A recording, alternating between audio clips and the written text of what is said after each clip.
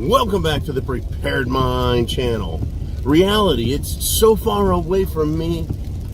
I bet I get, just for having that little bit of a musical blurb there, I bet I get you broke the rules, right? That's someone else's content, so they get all the credit for it. You get none. Anyways, yeah, farcical, humorous, so far from reality. Welcome back to the Prepared Mind channel. Folks, Zero Dark 30 blasting out of the bunker. What do we have going on? Well, the hilarity of SHTF. If I want to say something, it's never to be considered true or honest or real. No, it can't be. No, I can only speak if it's satire. Satire. But, and I mean that, but, if you're the President of the United States, Congress, mainstream media, alternative media on the left, you can say whatever the hell you want, and it's factual. Well, let's get into it, folks. The hilarity of Joe Biden. Joe Biden. Potato Joe. Let's see, he has classified, and some say stolen, government secrets, documents, classified material, boxes of them, a treasure trove of national security, and he has them, folks, literally in his garage at his home. His garage. You know what he said in response? Well, it was in my house next to my car, safe as can be, right? That's how that works? Well, as long as it's at your house, Joe, then I guess we've got nothing to worry about. It's in your garage, tucked in comfortably. No one would ever think to look there. Of course, no one would ever think to look there. No one would have ever thought you would have been elected either. The hilarity, folks. What a complete moron. But it's not just the hilarity of Potato Joe, Gigi, Ding Dong, Let's Go Brandon. No. How about Nancy Pelosi? What does she have to say about this former Speaker of the House who is being called the mob boss? Well, at least former mob boss of Congress. Mafia boss. What is she doing? What is she saying? What is she thinking? Not a lot. Because when asked about it, all she did was stuff potato chips in her mouth. As if we could understand her already through the alcohol. So 90 proof plays it off like it ain't no big deal. Or is she saying, I'm eating Potato Joe alive right now, right? I'll eat him up. Oh, that could be, I guess. Whew, Zero Dark 30, it can be arc. I'm telling you, folks, this is ridiculous where this is going. So is 90 proof Nancy, is she just eating Joe up? She lost, so now it's time to, punish. I don't know. So let's move away from Nancy. Other Democrat politicians, folks.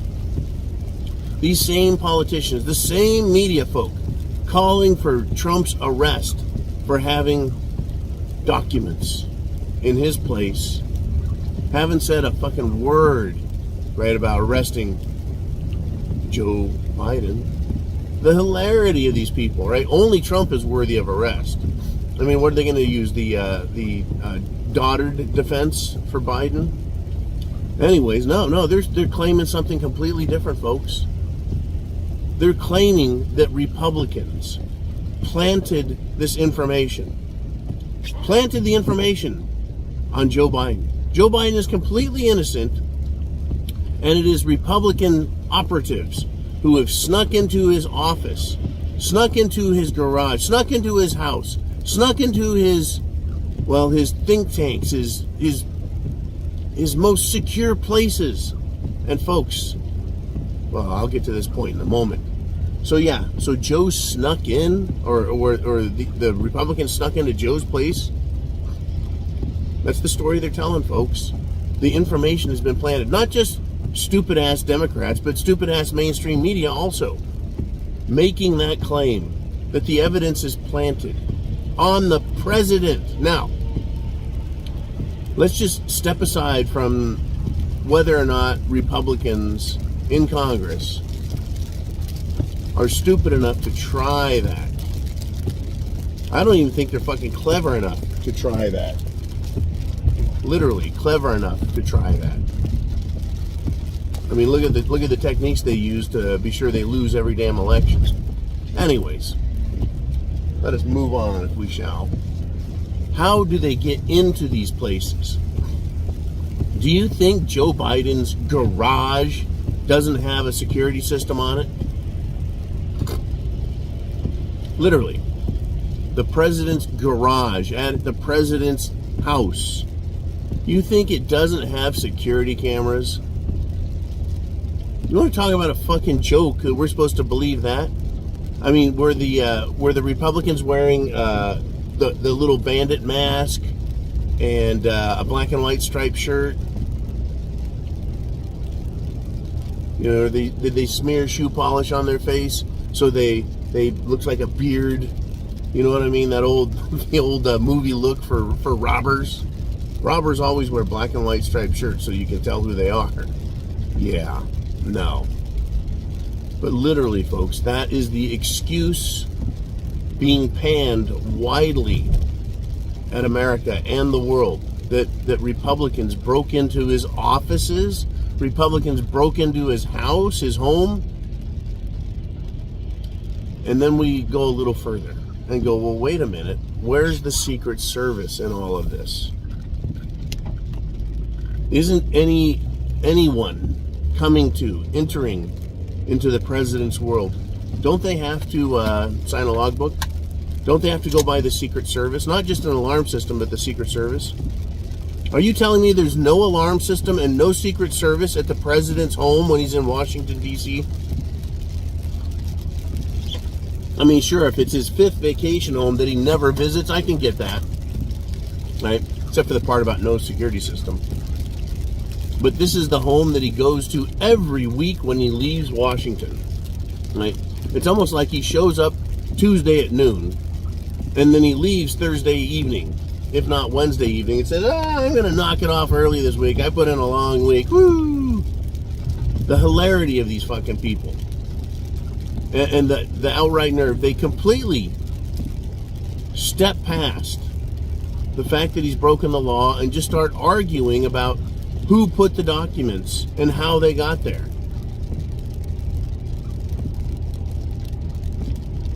I could have sworn I read that Joe Biden, President Gigi Biden, that his people, his own aides, said, hey, we found a bunch of documents over here. Like they're the ones that blew the fucking whistle. Anyone love the satire, folks? Gotta love the satire coming out of the White House.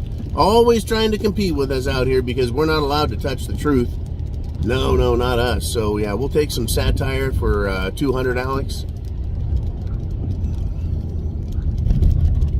Here we are. Unfucking believable. Unbelievable.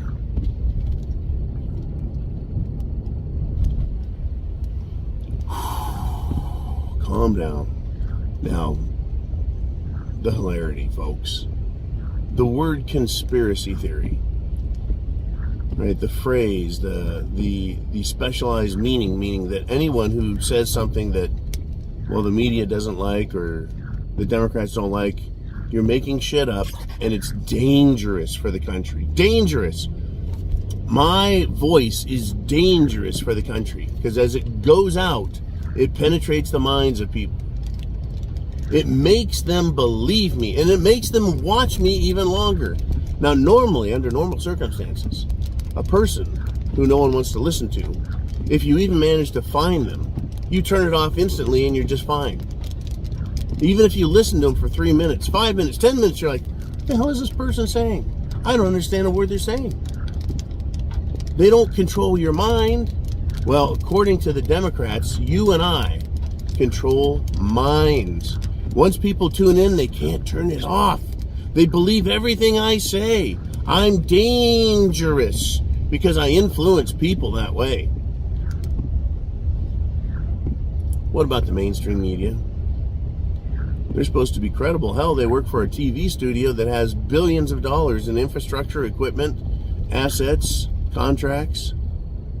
The President of the United States, his spokes geek, Karine Jean-Pierre, right? She's not dangerous, spewing her bullshit and her lies. Folks, that's the hilarity of where we're at. That is, in my world, not real funny, but, you know, what do I know? I'm just a regular guy. I hope you're prepared. Food, water, shelter, clothing, medicine, means of self-defense. More is coming on this, folks. Merrick Garland, they're really going to investigate. Yeah, talk about hilarity. The Department of Justice doing anything? Right. Nancy and the gang, Chuck and the gang, no, they're not going to do anything. Unfucking believable. But I guess that's how the best jokes are. They're so funny. They have elements of truth, but they're unbelievable. You guys be cool. Chance favors the prepared mind is yours. Godspeed, Semper Fi.